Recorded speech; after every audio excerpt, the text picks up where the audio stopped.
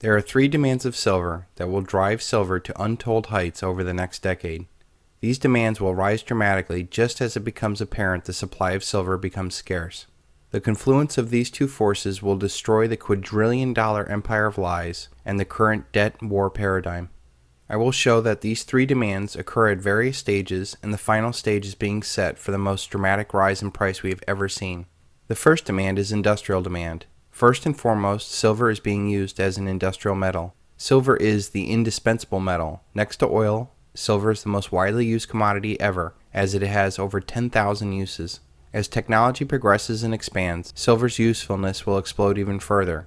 Its unique characteristics are unlike any other commodity in the world.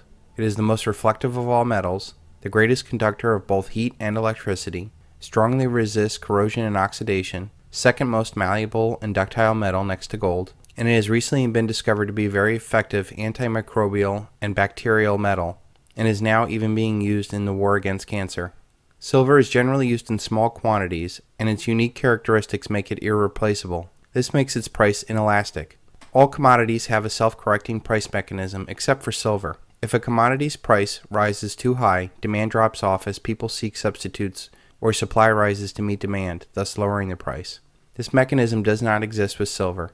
Silver is typically used in very small quantities in high-tech components, and there is no substitute for it, so manufacturers and customers will absorb any price increase silver provides. The industrial demand has been the primary demand of silver over the past decades. Silver users try to keep the real physical price of silver low.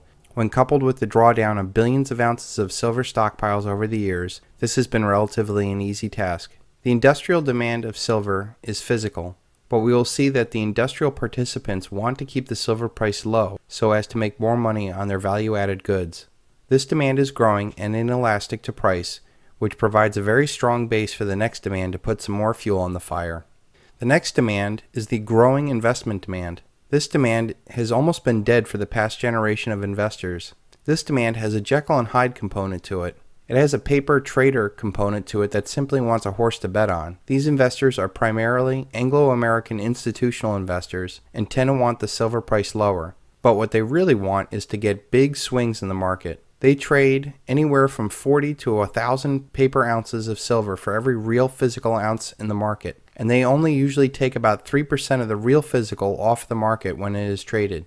This institutional demand is still in its early stages and seems content in the paper chase of the trader market. This institutional demand is set to grow not only in acceptance, but in worldwide audience and finally in physical metal. Institutions seem to follow the leader, and when it becomes apparent that silver is up 20% a year while the stock market is flat, it won't take long for these sharks to smell blood in the water, and they'll want more exposure to silver and other commodities. At first they'll play the paper market, but soon they will want the real thing. Foreign institutional investment demand is quite different than our institutional investment demand. They don't seem interested in playing the paper chase, and they want real physical silver. They seem intent on dumping dollars for real assets. The opening of the Hong Kong Mercantile Exchange is a good example of this. During the last bull run of silver in the 80s, only Western nations participated in that market. Since then, there is 10 to 20 times more capital in the world. There are 50% more people living in the world today, and now all of the world can participate in this silver bull run. China, India, and Russia are leading the charge to buy more and more precious metals. There are a lot of potentially useless dollars floating around the world, and they want real tangible assets in return.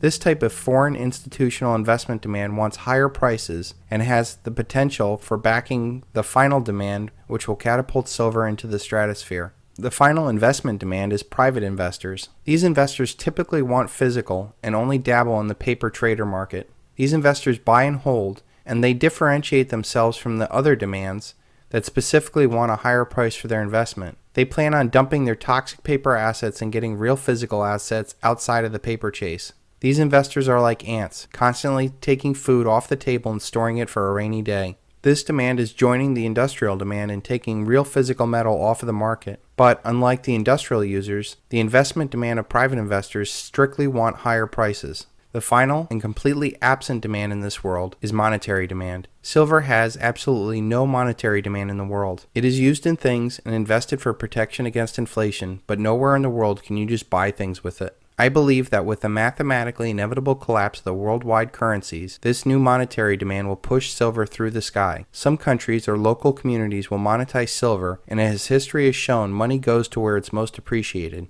All of humanity will be crying out for real money as they try to recover from the fiat something-for-nothing dream. This third and final demand, of monetary demand, is insatiable, as no one can ever have too much money. We have seen that industrial demand has been the driving force behind the silver market for decades. This demand wants cheap silver so as to make more money on their finished goods. This combination of cheap prices and more uses has pushed silver inventories to the brink, which attracts the next demand. Institutional investment is just now starting to catch up with a decade of silver outperforming almost every paper market. The dominant Anglo-American investment demand has primarily wanted lower silver prices as to not take away too much power from their paper money illusion, but they really want a paper asset to bet on. The final two investment demands are just now starting to take over the market. They want higher silver prices and primarily want physical silver. These investors are surrounding the elite and will eventually take control of the entire silver market. Finally, we have the monetary demand that only wants physical and only wants higher purchasing power.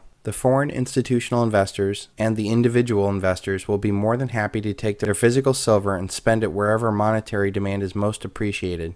This will not happen until after the mathematically inevitable collapse of the world's fiat currencies. Until then, it has been a great investment, and based off of what we've seen here, the final monetary demand will push silver much, much higher.